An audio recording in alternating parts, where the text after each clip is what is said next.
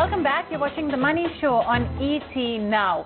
The one asset class that has really seen a power-packed rally regardless of what's been happening around the world is gold. Because when there's fear, gold is something that the world's investors flock to. Gold provides that little bit of cushion, that little bit of safety, if you could call it that. And that's the reason why, while equity markets fell, debt as well to a certain extent fell. We had gold prices that zoomed past even the 50,000 rupee mark in certain mandis across the country for 99.99% purity. Well, how can you essentially take charge of this rally? Gold is an asset that's there in every household, from the poorest to the richest. And then, of course, how can you invest in it? The sovereign gold bond scheme is one way. In fact, the latest tranche as well is open. So, open for subscription, that is. Let's talk about this. Let's talk about whether sovereign gold bond schemes is something that, is validated by experts. I have with me Mrin Agarwal, the founder director of FinSafe. Mrin, thank you for joining us today on The Money Show. I hope you and your family are doing well amidst this pandemic. Let's start off first by this rally that we are seeing in gold prices. It could be quite frustrating in some ways because, like I said, every household has gold, but, none of us are going to be sitting outside taking all our ancestral jewelry and trying to sell it in the market to make a buck, of course, unless, you're a really dire situation and, you're facing emergency times and a major cash crunch. So what do you make of this move that we are witnessing in gold? Many times people also fail to differentiate between the gold that you consume and the gold that's in your portfolio. So I think, gold always performs in spurts, like any other asset class which performs in spurts. Gold also performs in spurts. And traditionally, if you see, and even now, even when people are in real dire situations, actually, normally I find that as a last resort, they'll go and they'll touch their gold, because gold is always seen to be that secured asset which is tangible, which is there for you at your time in need. But, I do see many times that people, prefer to take loans instead of going and taking a loan against gold or maybe selling gold.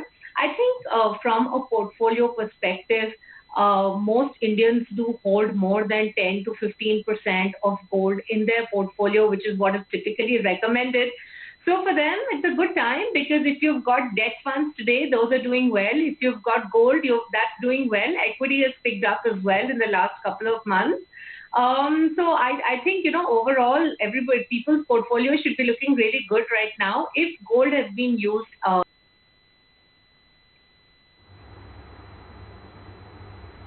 All right. Okay. Mrin, we often talk about the different ways of investing in gold. There is bars, the bricks, the coins that, the coins at least many a times we get as gifts. Then we have the bars, you have bricks, and then of course there's the e-gold, which would be relatively safer as well. So gold ETFs, e-gold itself, or even the sovereign gold bond scheme. Which is your preferred method of buying into gold? I would say the sovereign gold bond scheme, and for two reasons. First and foremost, it has no cost attached to it, because when you go and buy physical gold, or when you go and buy jewelry, for example, there are all these making charges, wasting charges, which work out to a sizable amount. So typically, I have seen, at least in South where I live, that the charges work out to like 25-30% of the overall cost, which is pretty high. If you were to look at even some of the Digi Gold, which is available in very small lots where you can buy like 100 rupees, 200 rupees also, there are charges which are associated with it. Whereas with the sovereign gold bond scheme, there are absolutely no charges associated with it. It is from the government, so it's, to that extent, it is a sovereign scheme. You can buy it online as well, and there's total transparency in this particular investment. Finally, as far as sovereign gold bond is concerned, even over gold ETF, because the returns at maturity are completely tax-free, it is more tax efficient than the gold ETF, which is actually taxed as a debt fund.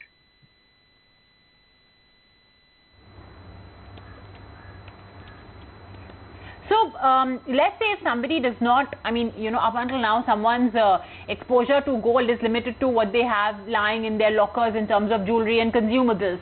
If they want to start buying gold, firstly, Mrin, it's a little worrisome, right? Because it's already gone up so much. But nevertheless, would you recommend that 5-10% that we usually keep in our portfolio for gold? Is it all right if they start picking it up from now? And sovereign gold bond scheme, I mean, could be one way, right? That you can sort of invest in gold, since any which ways the subscription dates are open for the latest tranche. Certainly you can, but I think you need to be cognizant of the fact that it's at its all-time high. So, maybe, and really the performance of gold depends upon what's happening in the economy, in the world economy. How much longer is this COVID after effects going to be there? All of those have a huge impact on gold performance. In India, of course, one of the reasons that gold has also done well is because of rupee depreciation as well. So a lot of factors really are responsible for the way gold prices move. I think if you're getting in at this time, you need to be cognizant that you are entering at a peak, and which is why probably the SGB is a better way, because you're forced to hold it for an 8-year period. I mean, people really don't go out there and trade it after 5 years and stuff like that. So one is that you will typically hold it for an 8-year period. And if I were to look at the 8-year rolling returns on gold over the last 15-year period, and this data is on MCX Gold, if one were to look at the 8-year rolling returns over the last 15-year period, you would find that the average 8-year rolling return is 11.2%. But the really important point to note is also that the minimum return is 3.3%. So I think it's a wide range. You need to be prepared that it may or may not work out for you as an investment, and you're doing it because you want to take higher allocation to gold at this point in time.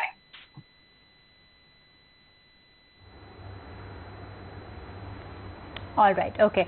We've got this was actually going to be my next question, but we've got it as a question from one of our viewers as well. Tushar Y is asking, is the gold monetization scheme still available? Is it a good idea?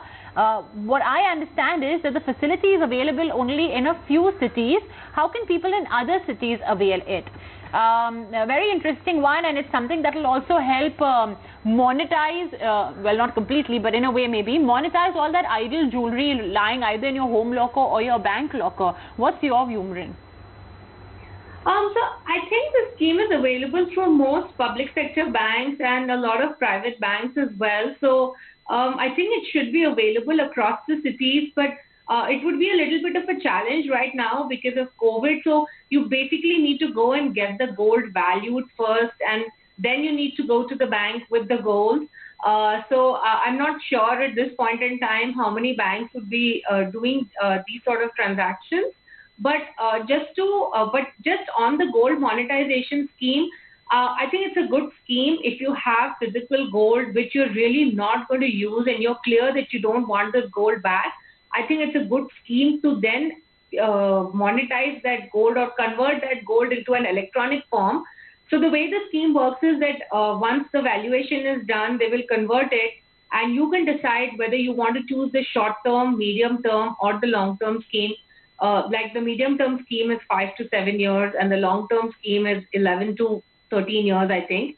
There is an interest component of 2.25%, which is taxable. And then, of course, at maturity, you will get the price of the gold. So you're not going to get the gold back. So the first thing you need to be very clear about this is that you're okay to give up this gold and you do not expect to get the gold back.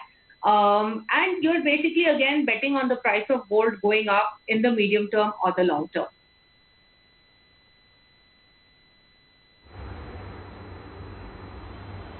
Okay, all right. Well, there you have it. That's, of course, all about gold, everything that you need to know, especially because it's been catching a lot of eyeballs of late with this furious rally that we are witnessing. Mrin, thanks so much for joining us. It's always a pleasure getting you on board, and your very valuable opinions this time around on gold. Well, with that, we'll wrap it up on The Money Show. Many thanks for watching. Do send in your feedback, comments, questions, queries on The Money Show at etnow.tv. Until then, it's goodbye.